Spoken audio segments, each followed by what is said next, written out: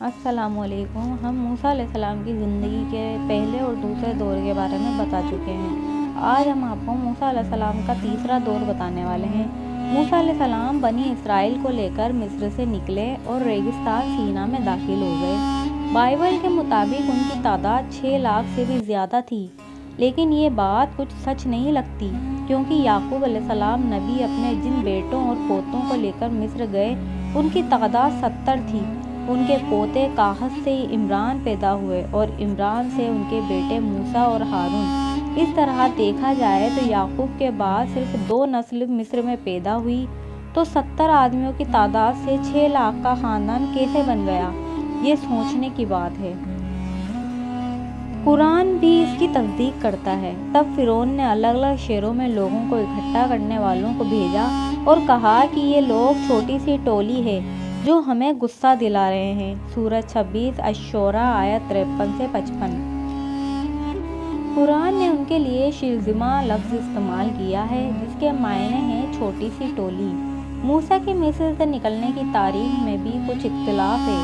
سینا کی کھدائی میں جو نشان ملتے ہیں ان سے لگتا ہے کہ یہ لوگ مصر کے راجا منفتح جو رامسیس دوئم کا بیٹا تھا کے زمانے میں حکومت میں نکلے، جس کا زمانہ 1527 سے 1427 عیسیٰ پورو ہے۔ اب دیکھتے ہیں کہ ریگستان سینا میں کون کون سی خاص باتیں پیش آئی۔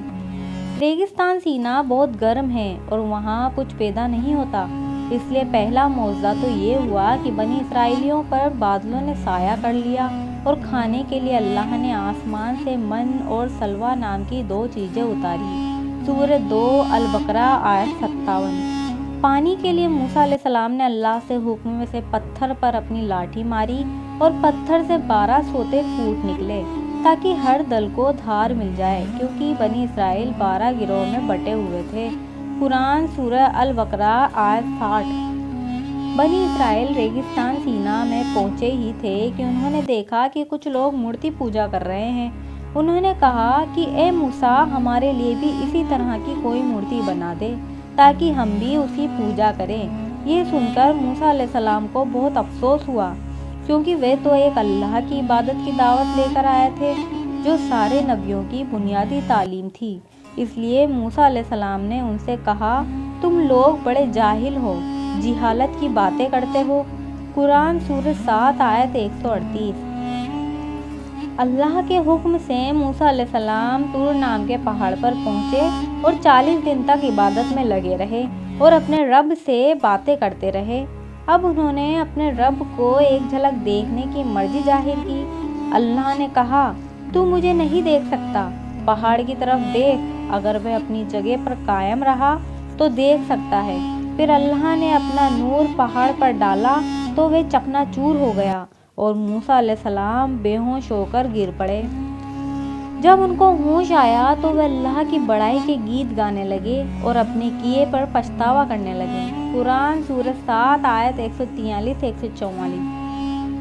40 دن کی عبادت کے بعد اللہ نے موسیٰ علیہ السلام کو وہ تختیاں دی جن پر بنی اسرائیل کے لیے ضروری نصیحتیں لکھی ہوئی تھیں۔ سورۃ 7 الاعراف آیت 145۔ جب موسیٰ علیہ السلام تختیاں لے کر اپنی قوم بنی اسرائیل کی طرف واپس آئے تو کیا دیکھتے ہیں کہ لوگوں نے سونے کا ایک بچھڑا بنایا ہے اور اس کی پوجا کرنے لگے ہیں۔ موسیٰ علیہ السلام ناراض ہو اٹھے، انہوں نے غصے میں تختیاں بھی پھینک دی۔ جب غصہ ٹھنڈا ہوا تو تختیاں اٹھائی جن میں ان کے لیے نصیحتیں لکھی ہوئی تھیں۔ اب وقت آ گیا کہ بنی اسرائیل اس پاک زمین کی طرف بڑھیں جس کا اللہ نے ان سے وعدہ کیا تھا، لیکن بنی اسرائیل بڑے بزدل نکلے۔ انہوں نے فلسطین میں داخل ہونے سے انکار کر دیا اور کہا کہ اس میں تو بڑے طاقتور لوگ رہتے ہیں، جب تک وہ نہیں نکلیں گے ہم ہرگز داخل نہیں ہوں گے۔ بس اللہ نے 40 سال تک ان کو سینا میں بھٹکنے کے لیے چھوڑ دیا۔ وہیں موسیٰ اور ان کے بھائی ہارون علیہ السلام کا انتقال بھی ہو گیا اور مصر سے آئے ہوئے بنی اسرائیل کے زیادہ تر لوگوں کا انتقال ہو گیا۔ پھر جب نئی پیڑھی جوان ہوئی تو ان کو لے کر یوشع بن نون نے پاک گھاٹی فلسطین میں داخل کرایا اور وہیں کے رہنے والوں کو ہرایا۔ اس طرح بنی اسرائیل کے ساتھ اللہ کا کیا ہوا وعدہ پورا ہوا۔ موسیٰ علیہ السلام کو بنی اسرائیل کی طرف نبی بنا کر بھیجا گیا تھا۔ یاد کرو جب موسیٰ نے اپنی قوم والوں سے کہا، اے میری قوم والو، مجھے کیوں دکھ دیتے ہو، جبکہ تم جانتے ہو کہ مجھے اللہ نے رسول بنا کر تمہارے پاس بھیجا ہے۔ سورہ 61 الصف آیت 5۔ موسیٰ علیہ السلام کو ان کی قوم والوں نے بہت ستایا، جس کا ذکر قرآن میں بار بار آیا ہے۔ سورہ 2 البقرہ آیت 51 سے 55، سورہ 4 النساء آیت 153، سورہ 61 الصف آیت 5۔ عیسیٰ علیہ السلام کا پیغام بھی صرف بنی اسرائیل کے لیے تھا اور آپ بنی اسرائیل کے آخری نبی ہیں۔ یاد کرو جبکہ مریم کے بیٹے عیسیٰ نے کہا، اے بنی اسرائیل، مجھے اللہ نے اپنا رسول بنا کر تمہارے پاس بھیجا ہے اور مجھ سے پہلے جو تورات بھیجی گئی تھی اس کی تصدیق کرنے والا ہوں۔ قرآن سورہ 61 الصف آیت 6۔ اس سے مختلف باتیں ظاہر ہوتی ہیں۔ عیسیٰ علیہ السلام صرف بنی اسرائیل کے نبی تھے، پوری دنیا کے نہیں، جیسا کہ آج عیسائی لوگ سمجھتے ہیں اور دنیا کے کونے کونے میں جا کر عیسائیت کی دعوت دیتے ہیں۔ عیسیٰ علیہ السلام نبی تھے اور وہ کوئی جھوٹے نہیں تھے جیسا کہ یہودی سمجھتے ہیں۔